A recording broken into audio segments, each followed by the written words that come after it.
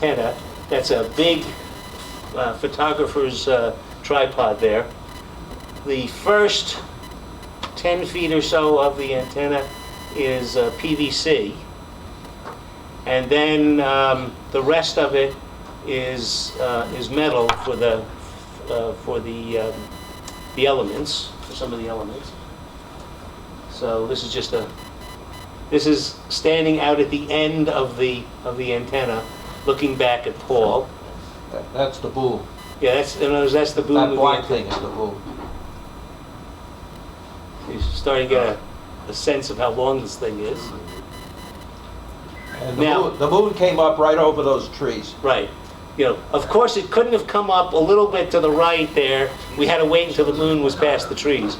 But notice that the little was that called a cantilever, I think, on top to hold the boom straight. Otherwise, the boom bends so far, you know, it makes an angle like that. So with that, it keeps the boom relatively straight, the cantilever. Here's another picture to give you an idea. And that's each of these little flags is the end of an element of the beam, so you can see how far up it goes. It's on the back of the table. Cute picture. Yeah. With more of the antenna. Somebody was trying to get artistic here. There's a good shot of it. Give you an idea. You can see the elements. It makes it very easy. You stand in the back, you can point right at the moon. Yeah. So this is some of the equipment. That's his FT847. That's one of the amps, the first amp he tried, which is the 150 watt amp.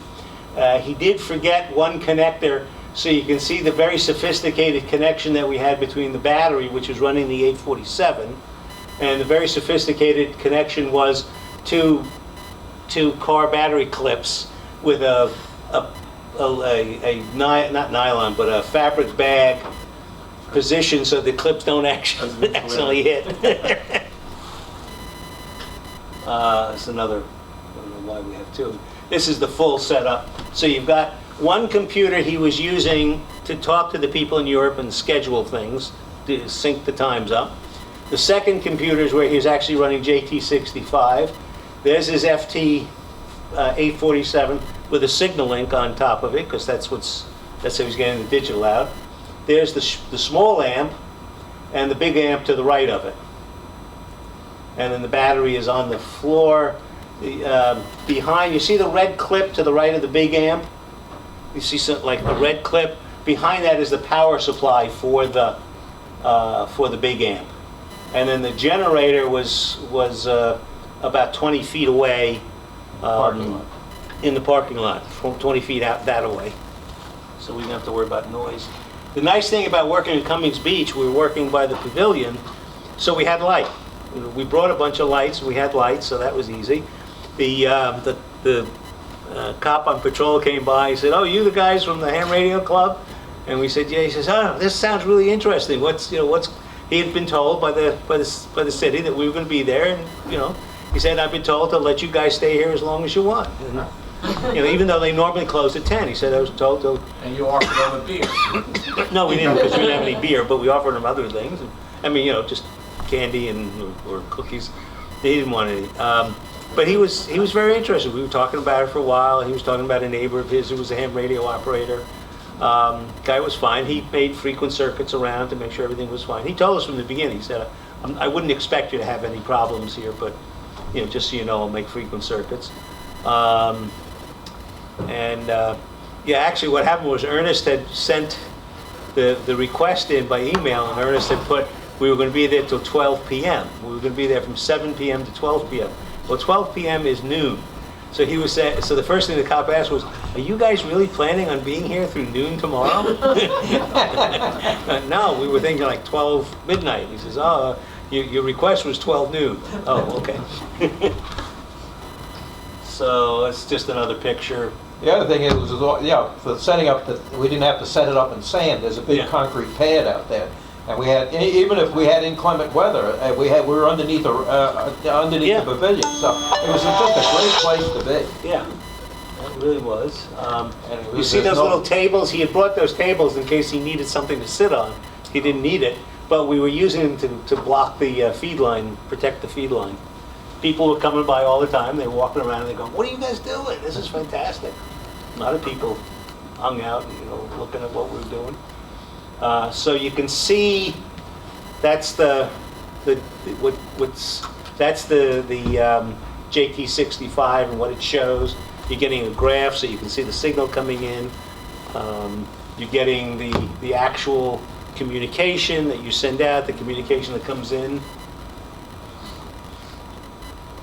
And he's pointing to, it's hard, you can't really see in this picture, he's pointing to the one character plus the call sign that indicates that the guy at the other end received our signal. And that's it. That's the contact. The guy can now log Connecticut. And these are some of the people who are there.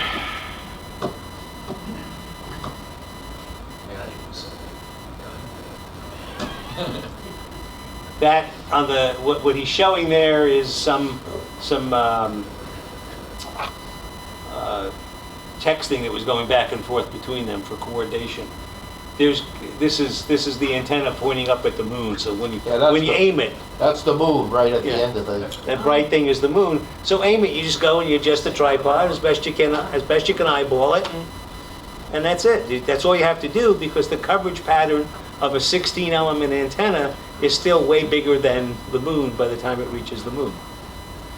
And it's always hard to conceive of this when you look at it, because you always think the moon. You look at the moon, you think it's so close, and you say, "Well, how's that going to get an angle where it's going to bounce down to Europe, which is down below the horizon?" And you forget how big the Earth is, and you forget how big the distance, how long the distance to the moon is. And people would come along and ask that question. I kept thinking that to myself and going, no, 240,000 miles, John, 240,000 miles, 240,000 miles. But a lot of people come and ask that, and we're trying to explain the distances. So at one point we actually laid out in the sand some ideas for people so they could get the relative distances in there. Oh, they had no idea. People just couldn't conceive 240,000 miles, what that really meant. If I recall correctly, he said the returning signal is only 1% of the strength Yeah. of what went out. Actually, more like 1/10 of 1%. Yeah, it might have, well, that's what I'm saying, I'm not sure, but I Yeah. know it was an infinitesimal, small Yeah. amount of stuff that's coming back, but he's able to pick it up with the... Now, if they're smart, they'd install a corner reflector on the moon designed for 2 meters. Yes. Fred, when you get there, be sure. And yeah, here's a better picture. Yeah, there it is. What did they start out with, 50 watts, you said? Well, we started with 150 and that wasn't enough. Oh, So we we're went to 500. 500. Yeah. And that one. A lot of times, most of the times they try to do 1,000 or 2,000. But we just couldn't do that with the Was there a 2K lot of generator. near field signal hitting? No, surprisingly, no. There was not much, no noise or interference that I... Yeah, there was no noise. That was a concern, was that there would be noise down at the beach from the lights, or noise from that big antenna down there on McGee What Avenue. about side lobes out of your antenna frying you? No, no, we didn't. I mean, other than That's a these, good picture. other than these I like things that. growing on my back, but no, You might no want problem. to mention the reaction over in Europe. Well, the guy was just, No, not for this, but what's going on since then. You indicated to me that there's a whole bunch of them over in Europe who didn't make the contact. Oh, yeah, want yeah. the contact. Yeah. So they're all hungry over there. They want to set it up again. he wants to plan another longer D expedition to come up here. Now, the antenna, I'll see if I can get you the picture of his house in a minute, what he's got on his house. And that is the last picture, okay. So the more elements in a log periodic antenna like that, the more directional it is? Is that the way it works? Basically, yes. And the more gain. And then more gain. Oh, yeah, I guess that makes sense. Let me see if I can do this The without advantage of logging log in. periodic is I don't that think it can cover a that's- variety of frequencies. I don't know that we're. Oh, I get it. But I don't know Okay. that that's a log periodic. Oh, I got you. Yes. I don't know that that's a log periodic. Didn't look like it. Yeah, I think it's a straight beam. Just a straight. I don't know if you can get a good sense of it. This is his house. Log periodic. He's got two 45-foot long antennas on it with not opposing, but with different orientation. You know, I mean the equivalent of vertical polarization, I should say, because the signals coming back are often flipped in polarization, or 90 degrees flipped in polarization. So he's got one antenna that's polarized this way, one antenna that's polarized that way. He sends out a signal, and he has no idea what's going to come back. Or when the other station sends the signal, whatever they send may come back horizontal, may come back vertical, may come back somewhere in between. So he has two antennas, and these are both rotatable. They rotate together. You know, they don't rotate individually like that. They both rotate together, and they have the two different polarizations, so he can best get whatever's coming back at him. Wouldn't And it be that- easier to have cross elements on one boom? Yeah, circular polarization. I don't know. That's, No need to do circular polarization for the room. I yeah. would assume this is the way to do it. The guy really knew what he was Yeah, doing. yeah, yeah. Yeah, guy, you have to meet this guy. You wouldn't second guess him, trust me. Yes. He did say that what he has in his house is considered like the bare minimum for serious moon bouncers. You know, those two antennas there are the bare minimum for a serious moon bouncer. So that was pretty neat. Yeah, that's a good time. So that was we've already had some email talking about when he might come back up. Have you sent the write-up into the ORL? Yes, Okay. yes.